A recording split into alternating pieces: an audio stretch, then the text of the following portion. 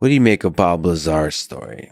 Scientist Bob Lazar says there are at least 9 of the flying saucers being tested and that they were not built on Earth.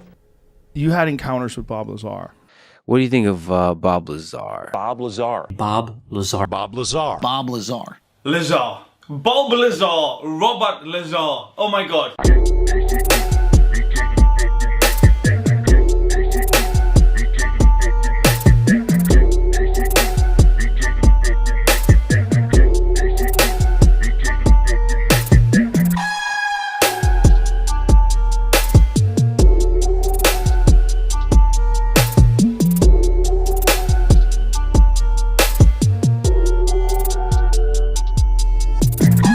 Exactly what's going on up there?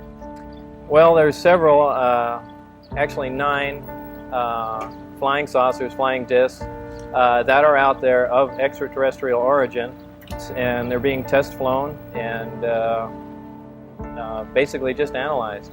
You say there's 9 saucers. How are those tests going? As far as what? As far as whether they're successful and that sort of thing. Oh, well, some of them are 100% intact and operate perfectly. The other ones are being taken apart. I was involved mainly in propulsion and the power source. Where did we get these saucers? How did they come into the hands of the government?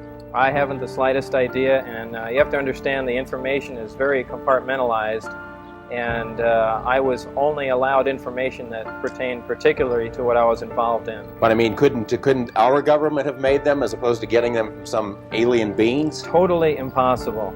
The propulsion system is a gravity propulsion system. The power source is an antimatter reactor. This technology does not exist at all. In fact, one of the reasons that I'm going forward with this information, it's not only a crime against the American people, it's a crime against the scientific community, which I've been part of for some time, or actively trying to duplicate these systems, yet they are in existence now and basically in the hands of the government. What would happen to you if the government learned that you were giving us this information? Anything could happen. I don't know. I haven't the slightest idea. Well, you said you were referred to getting into trouble. Have you had some repercussions already? Yeah, I've been threatened with being charged with espionage. I've had my life threatened by them, my wife's life threatened by them, and I mean, I don't know where else you can go from there. Government scientists has alleged that the U.S. military is flying recovered UFOs at a secret base in the Nevada desert. That kind of time for Bob Lazar. Yes. Yes. But maybe not for Donald Trump. No, that's different. Because Bob Lazar, what he's talking about, like, I wanted to know with the Bob Lazar thing, I wanted to know, first of all, I want to be around him and see if I could smell bullshit. Did you? Like, No. Okay. No, I didn't, man. That was what's weird about it. Not only did I not smell bullshit, I went over all of his interviews. He agreed to conduct a lie detector test on a controversial whistleblower named Bob Lazar. Now, before you toss Lazar on the pile with all the other UFO wackos, understand that he willingly agreed to take a lie detector test, requested and independently arranged by a Las Vegas reporter. Terry Tavernetti is the ex-cop who administered the test. If he's lying, he ought to be in Hollywood, because he gave absolutely no physiological indications of attempting deception. Powering the gravity amplifiers. Gravity amplifiers output goes into the gravity emitters at the bottom, and the resulting gravity beam or anti-gravity wave can be pretty much put anywhere you want to. And I had access and was permitted to view and look at the operation of this main level with the gravity amplifiers and the level below the gravity emitters. And I appreciate that. He's so straight. Yeah, he's very straight. You know, various scenarios have popped up over the years about why he came forward. There are people who believe he just made it up. He was trying to make money or he wanted attention. There are people who believe it's government disinformation to distract attention from something else that was going on out there. Yeah. Or they believe both of them, which, you know, they would seem to be mutually exclusive. Bob would admit that he had no business being there, that there were much more qualified people to work on those kind of things. Maybe he was a guy who thinks outside the box. Just another person that seems to be a key figure in this, in the mythology of this, is Bob Lazar. It'd be interesting. Maybe there's others you can tell me about, but Bob, who's also been on Joe Rogan, but his story has been told quite a bit. I first heard your story decades ago. I told you last night when we went out to dinner. I've seen pretty much every interview you've ever given. I've followed the story incredibly closely. Last question. We were talking off camera before the interview began about Bob Lazar and some of the statements that he had made. You've looked at that information. Yes. Now, I've only come across this fairly recently, since I do research on, distant quasars and black holes and dark matter and things of that kind, and I'm rather new to this. And I found Bob Lazar's materials to be extremely convincing. Let's tell the story about Bob real quick. Bob said he worked for Area S4 and he was hired to back engineer what they believe were alien crafts.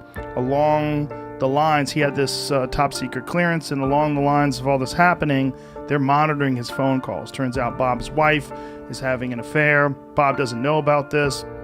They remove him from the project because they believe he'll be emotionally unstable. He's freaking out, not knowing that his wife is having an affair, not knowing why he's pulled from this project, doesn't totally understand. So starts telling people about what he's doing and telling people, listen, I can take you to a place where once a week they do these tests. So he starts bringing people to this area. They see these objects flying in these spectacular ways that we really can't do with any of our conventional aircrafts. And then Bob gets in trouble for that. There were guys that were following me around, and I started getting a little concerned, going, well, shit, are they booting me out of the project? And if so, they're not just going to let me hang out at home and go get a new job knowing what I know. So as time went on, I started getting a little concerned, and I took my closest friends and just kind of got together and I said, hey, remember that job I told you about? This is what's going on. And you don't need to take my word for it. Wednesday night, we need to all go out here. I want to show you what's going on. So I took everybody and we went out to, remember, since I had the test flight schedule, and went outside the base, out into the desert, and so everybody could see, one of the high performance tests. And, it left quite an imprint on everybody, so they knew I wasn't. And there's videos crazy. of these tests, right?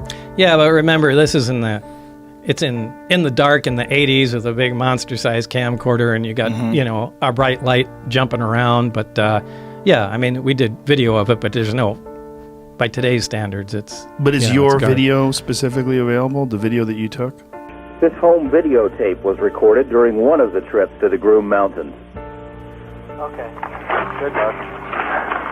No, what? Did you see that move it did? No, I didn't. It went like it kept doing. Wow, look how bright it's getting. Look at it now. It's getting bright. Not bright enough for me to get the son of a bitch. Here, hold on, right here.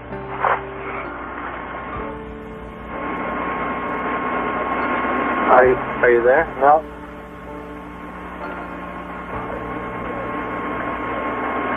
It is bright right now. Admittedly, the tape proves very little by itself because with the distance and darkness, there are no reference points other than the alleged flying disc. But Lazar's information about the time and location of the test flights proves correct, not once, but twice. How would he know the test flight times? How did he know so much? He made no money from this and refused all interviews until Jeremy Corbell's documentary.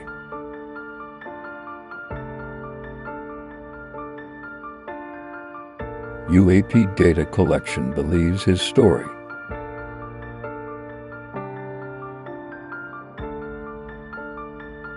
He would rather you didn't believe him.